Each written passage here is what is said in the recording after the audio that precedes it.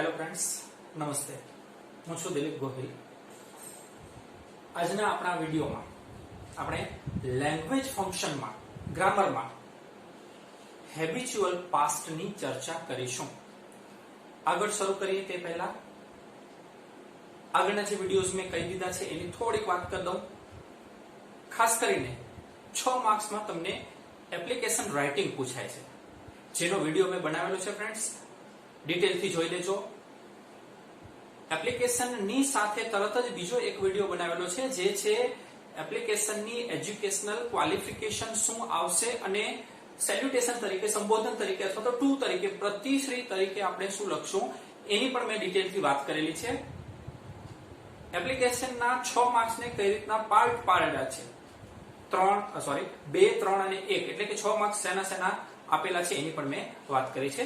આજે ફ્રેન્ડ્સ આપણે language ફંક્શન્સમાં habitual past જોઈશું. ઓકે ફ્રેન્ડ્સ, સૌથી પહેલા તરત જ પહેલો વસ્તુ એ આવે કે તમને આ ક્યાં પૂછાય છે, શું પૂછાય છે, કઈ રીતના પૂછાય છે. તો હાલના તબક્કે ટિલ ડેટ એટલે કે માર્ચ 2020 સુધીમાં થી શરૂ કરીને અત્યાર સુધીમાં 3 રીતે તમને પૂછાય છે લેંગ્વેજ ફંક્શન. કુલ 12 માર્ક્સમાં તમને પૂછે છે, જેને હું સમજાવતા સાથે ચર્ચા કરીશ. એક આઈડેન્ટિફાઈ ફંક્શન હોય છે, એક હોય છે રિસ્પોન્સ આપવાનો, અને એક આવે છે કમ્પ્લીટ ધ સેન્ટેન્સમાં. ટોટલ 12 માર્ક્સમાં પૂછાય છે. તો આવા જે લેંગ્વેજ ફંક્શન્સ છે એની આપણે ક્રમિક ચર્ચા કરીશું, ડિસ્કશન કરીશું. ઓકે, આજે આપણે શરૂ કરીએ છીએ હેબિચ્યુઅલ પાસ્ટ. ફ્રેન્ડ્સ, તમે જુઓ અહીં ફંક્શનના નામ ઉપરથી જ આપણને ખબર પડી જશે. હેબિચ્યુઅલ પાસ્ટ, હેબિટ એટલે કે આદત અથવા ટેવ, અને પાસ્ટ એટલે કે ભૂતકાળ. અર્થાત કે ભૂતકાળમાં આપણે કોઈક ટેવ હતી, ભૂતકાળમાં કોઈક ક્રિયા નિયમિત રીતે થતી હતી, તેવો અર્થ દર્શાવવા માટે આપણે હેબિચ્યુઅલ પાસ્ટ નામના ફંક્શનનો ઉપયોગ કરીએ છીએ, હેબિચ્યુઅલ પાસ્ટનો ઉપયોગ કરીએ છીએ. આ એક વસ્તુ. હવે એમાં સૌથી મોસ્ટ આઈમ્પોર્ટન્ટ વસ્તુ જે છે કે જે કહી શકીએ આપણે એ છે એનો કીવર્ડ્સ, એના કીવર્ડ્સ. ફ્રેન્ડ્સ, અહીંયા મેં તમને 2 કીવર્ડ્સ આપ્યા છે. આમ તો એક જ છે, થોડોક ડિફરન્ટ, જે મારે ખાસ સમજાવવું પડશે, કેમ કે નહીં તો ત્યાંથી જ તમારા માર્ક્સ કપાઈ જાય, જેની હું આગળ વાત કરીશ કે ક્યાં ક્યાં શું ડિફરન્સ આવે છે એમાં. અચ્છા, હવે ફ્રેન્ડ્સ શબ્દો છે તમારી પાસે, કીવર્ડ્સ છે 2, યુઝડ ટુ અને to be used to. Friend સમજો, યુઝ ટુ બંનેમાં છે, પણ અહીંયા એક તમને વધારાનું આપ્યું છે ટુ બી યુઝડ ટુ. હવે ટુ બી નો મીનિંગ આપણે અહીંયા કરવાનો છે એમિઝાર અને વોઝવર. આમ તો બીન છે એ પણ ટુ બી નું જ રૂપ છે, પણ હવે જ્યારે હું હેબિચ્યુઅલ પાસ્ટની વાત કરતો હોઈશ અને ટુ બી બોલીશ ત્યારે તમારે યાદ રાખવાનું છે એમિઝાર કે વોઝવર, એમાં પણ ખાસ કરીને વોઝવરની. ઓકે, તો પહેલી વસ્તુ શું યાદ રાખી? તો કે એનો ઉપયોગ, ફંક્શનનું નામ શું યાદ રાખ્યું? Habitual past. એનો અર્થ તો કે અમુક ક્રિયા નિયમિત રીતે ભૂતકાળમાં થતી હતી. ઓકે, અચ્છા, આદત અથવા તો ટેવ માટે. બીજી વસ્તુ કઈ છે? એના કીવર્ડ્સ, મોસ્ટ ઇમ્પોર્ટન્ટ વસ્તુ. હવે તમને વાત કરું ફ્રેન્ડ્સ કે તમને ક્યાં કઈ રીતના પૂછાય.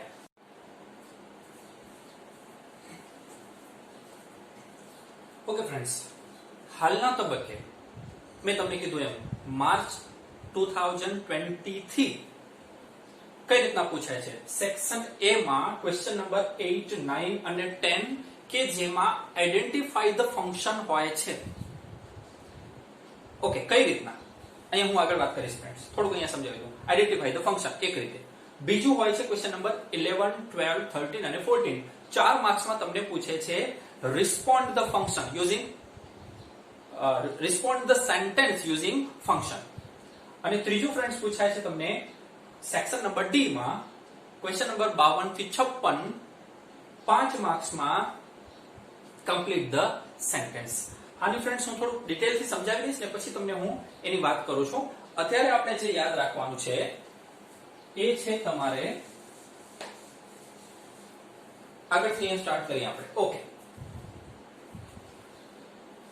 એક ફંક્શનનું નામ હેબિચ્યુઅલ પાસ્ટ, બીજું એનો keyword used to. Used to માં 2 વસ્તુ મેં તમને કીધું, to be plus use to અને માત્ર યુઝ ટુ. હવે વાક્ય રચના ફ્રેન્ડ્સ, આ ખાસ સમજો, આ ખાસ યાદ રાખજો. મેં અલગ કલરની પેનનો યુઝ કરેલો છે, ત્યાં પણ ખાસ તમે જોજો. ઓકે, હવે વાક્ય રચના એની 3 પ્રકારની આપણે યાદ રાખશું. મોસ્ટ આઈએમપી આ 2 છે, છતાં પણ આ ધ્યાનમાં તો રાખવાની જ બહુ ખાસ અઘરી નથી. સબ્જેક્ટ કરતા SVO બધા જ વાક્યની વાક્ય રચના હશે જ, જે મેં તમને ટેન્સ વખતે સમજાવેલું છે ફ્રેન્ડ્સ. ફરી એકવાર, સૌથી પહેલા સબ્જેક્ટ, પછી શબ્દ આપેલો હશે તમને યુઝડ ટુ. હવે યુઝડ ટુ પછી ફ્રેન્ડ્સ યાદ રાખજો, ગ્રામરનો તમે કોઈ પણ રૂલ્સ યાદ રાખ્યો હશે ને, એ બધી જ જગ્યાએ સેમ લાગુ પડશે, બધા જ નિયમોમાં સરખો લાગુ પડશે. જેમ કે અહીં તમને આપેલો છે ટુ. હવે તમે જાણો છો ફ્રેન્ડ્સ કે ટુ પછી હંમેશા V1 ક્રિયાપદનું મૂળ રૂપ જ આવે છે, બેઝ ફોર્મ આવે છે, સિવાય કે 2 શબ્દો એવા છે જેની હું તમને આગળ વાત કરીશ. એક છે આમાંનો જ એક, અને બીજો છે with a view to, જેની પછી આપણે અલગથી ફંક્શનમાં ચર્ચા કરશું. ઓકે, ફરી એકવાર, કરતા બધામાં હશે જ. યુઝડ ટુ શબ્દ આપેલો હોય ફ્રેન્ડ્સ, તો એની સાથે એના પછી આપણે હંમેશા શું લઈએ છીએ? V1. આ તમને યાદ રાખવાનું છે. કરતા, used to, V1, object, other words હોય ના હોય, ઓબ્જેક્ટ હોય ના હોય. મેઇન શું યાદ રાખ્યું કે યુઝ ટુ આપેલું હોય તો એનામાં V1 થશે. હું તમને છેલ્લે આખો વિડિયો જો પૂરો કરી લીધા પછી એક જ મિનિટમાં આમાં શું યાદ રાખવાનું છે એ પણ તમને કહી દઉં છું. અત્યારે ડિટેલથી પહેલા સમજી લઈએ. ઓકે, બીજી વાક્ય રચના છે સબ્જેક્ટ ટુ બી. હવે મેં તમને કીધું એમ ફ્રેન્ડ્સ, ટુ બી અહીંયા હું મૂકું છું ત્યારે એમિઝાર અથવા તો વોઝ વર યાદ રાખવાનું છે ખાસ. ઓકે, સબ્જેક્ટ પ્લસ એમિઝાર અથવા તો was were plus used two આપેલો હોય તો ફ્રેન્ડ્સ, 1 મિનિટ પહેલા જ મેં તમને કીધું, ઉપરના જ વાક્યમાં મેં તમને કીધું કે ટુ પછી હંમેશા શું આવે છે? V1 આવે છે, મૂળ ક્રિયાપદ આવે છે, બેઝ ફોર્મ આવે છે. પરંતુ માત્ર 2 શબ્દો એવા છે, એક તો with a view to, જેની હું આગળ વાત કરીશ, અને બીજો શબ્દ છે to be plus used to.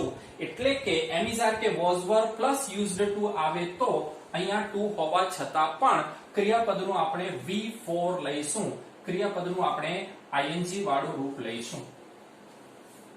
ing મૂકવામાં આવે છે. મોસ્ટ આઈએમપી વસ્તુ 2 જ આ ફ્રેન્ડ્સ. કઈ? તો કે માત્ર યુઝડ ટુ તો V1 અને એમિઝાર was were plus used to તો V4 એટલે કે ing. Next friends, subject plus auxiliaries. હવે ઓક્સિલરીઝ તમે જાણો છો ફ્રેન્ડ્સ, ઘણા બધા છે.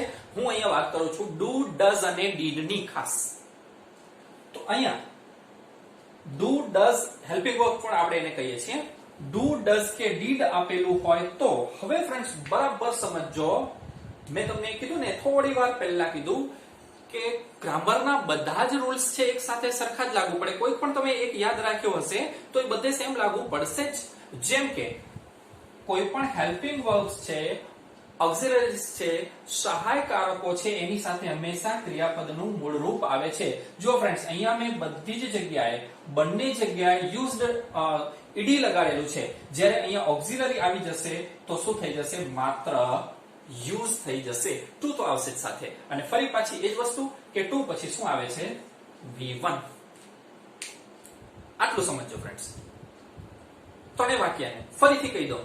Use to plus V1, to be used to plus ing, અને ઓક્સિલરી હશે ત્યારે માત્ર યુઝ આવશે, યુઝડ નહીં આવે. અહીંયા તો V1 ખરું જ. તો આ એની વાક્ય રચના છે જે તમારા માટે મોસ્ટ આઈએમપી વસ્તુ આટલું યાદ રાખ્યું, જ્યાં જ્યાં મેં હાઇલાઇટ કર્યું છે તે.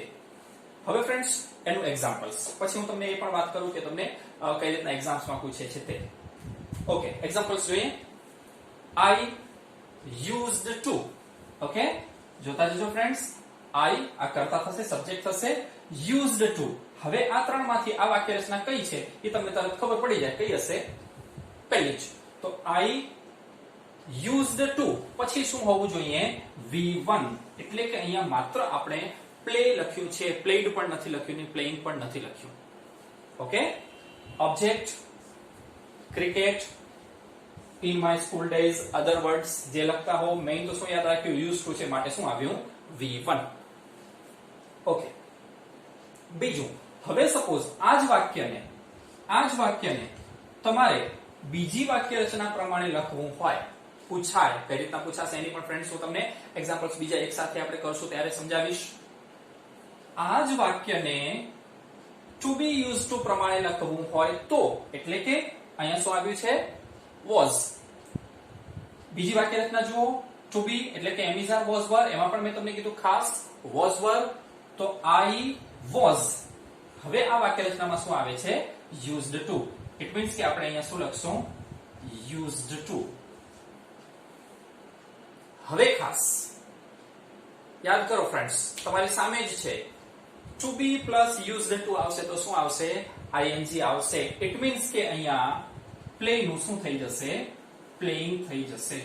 Playing cricket in my school days.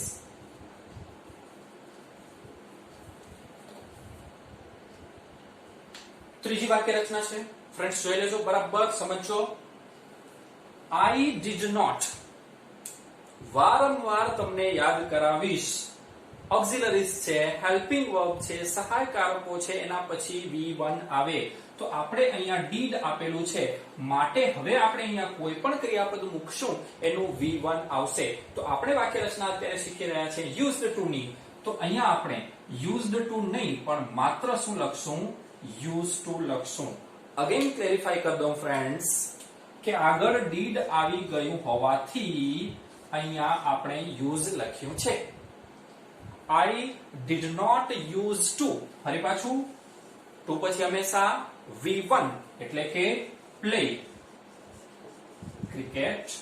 બાકીના શબ્દોમાં ફ્રેન્ડ્સ બહુ ચિંતા નહીં કરવાની. ઓબ્જેક્ટ આપેલો હોય કે નહીં કઈ વાંધો નહીં. in my school days. Okay friends, આ એક એક્ઝામ્પલ મેં તમને સમજાવ્યું, એની ડિટેલ કીધી. હવે લગભગ આપણે જે 10-15 મિનિટથી જે ડિસ્કશન કરી છે એને એક જ મિનિટમાં યાદ રાખવું હોય તો, ઓકે ફ્રેન્ડ્સ, સૌથી પહેલા નામ હેબિચ્યુઅલ પાસ્ટ, શબ્દ એનો કીવર્ડ કયો? used to. થોડુંક વધારે શું યાદ રાખવાનું? તો કે used to પછી V1 અને to be used to હોય તો ing. ત્રીજું એમાં તો કે ઓક્સિલરી હોય તો નિયમો અનુસાર, બરાબર છે. અહીંયા did છે તો એની સાથે V1. ઓકે. હવે ફ્રેન્ડ્સ બીજું આપણી પાસે એક એક્ઝામ્પલ્સ છે. એક્ઝામમાં આપણે એને કઈ રીતના પૂછે મેં તમને અહીંયા કીધું હતું. એના સેક્શન A માં ખાસ કરીને તમને પૂછે છે આઈડેન્ટિફાઈ ધ ફંક્શન. તો સપોઝ ફ્રેન્ડ્સ તમને આ સેન્ટેન્સ આપેલું છે, આ સેન્ટેન્સ આપેલું છે. આવા તમને 3 માર્ક્સ છે તો 3 સેન્ટેન્સ આપેલા હશે. ઉપર ઇન્ટુ બ્રેકેટમાં તમને 3 અથવા તો 4 ઓપ્શન આપેલા હશે. અહીંયા તમને આપેલું હશે ફંક્શનના નામ. જેમ કે આપણે ચર્ચા કરીએ છીએ હેબિચ્યુઅલ પાસ્ટ, તો અહીંયા એક શબ્દ આપેલો હેબિચ્યુઅલ પાસ્ટ આપેલો હોય, શોઈંગ સપોઝિશન આપેલો હોય, શોઈંગ રિઝલ્ટ આપેલો હોય, શોઈંગ કમ્પેરિઝન આપેલો હોય, જેની બધાની આપણે આગળ ચર્ચા કરીશું. તો આવા 4 ઓપ્શન તમને આપ્યા છે ઉપર. હવે તમને ફ્રેન્ડ્સ સપોઝ આ સેન્ટેન્સ આપ્યું એટલે તમારા મગજમાં તો એક જ વસ્તુ સ્ટ્રાઇક થવી જોઈએ. કઈ? તો કે used to. Okay, done. used to આવે એટલે તરત જ તમારા મગજમાં બીજો શબ્દ આવી જવો જોઈએ હેબિચ્યુઅલ પાસ્ટ. બીજા અર્થમાં કહું તો હેબિચ્યુઅલ પાસ્ટ એટલે used to એટલે હેબિચ્યુઅલ પાસ્ટ. ઓકે ફ્રેન્ડ્સ, આ જ વાક્યને બીજી આના સિવાય આઈડેન્ટિફાઈ ફંક્શન સિવાય કઈ રીતના પૂછી શકે? ક્વેશ્ચન નંબર 8, 9, 10 આ 3 માર્ક્સમાં આઈડેન્ટિફાઈ તરીકે. હવે એના સિવાય ક્વેશ્ચન નંબર 11, 12, 13 અને 14 સુધી 4 માર્ક્સમાં તમને પૂછે છે કમ્પ્લીટ ધ સેન્ટેન્સ. આ જ વાક્યને તમને એના અલગથી આપણે કરીશું, પણ અત્યારે આની વાત કરીએ છીએ.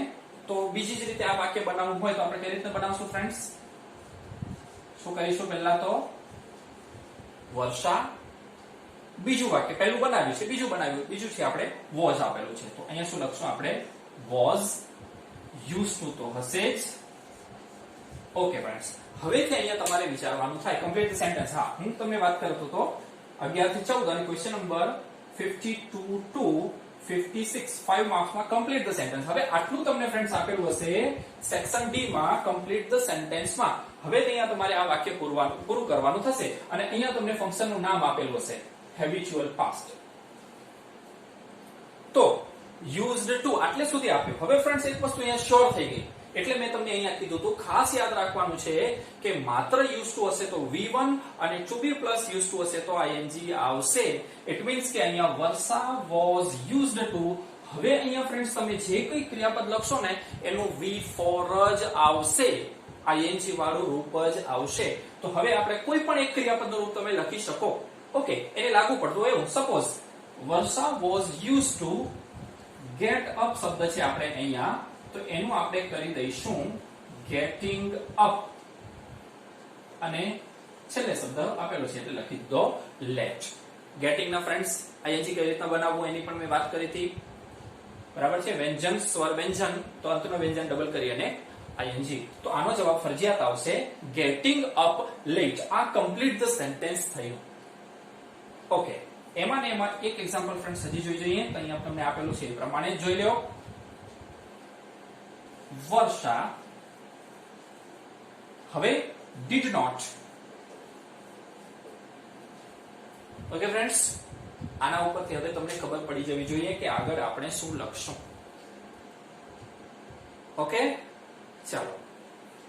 આના સિવાયના હવે હું તમને બે એક્ઝામ્પલ આપું છું, 3 આપું છું. ચાલો તમારે વધારે પ્રેક્ટિસ થાય એટલા માટે કે આ 3 એક્ઝામ્પલ્સ છે એ તમારે હોમવર્કમાં કરવાના છે. આવી જ રીતના એના 3 વાક્ય બનાવીને. તો ફ્રેન્ડ્સ તમારા માટેના એક્ઝામ્પલ્સ.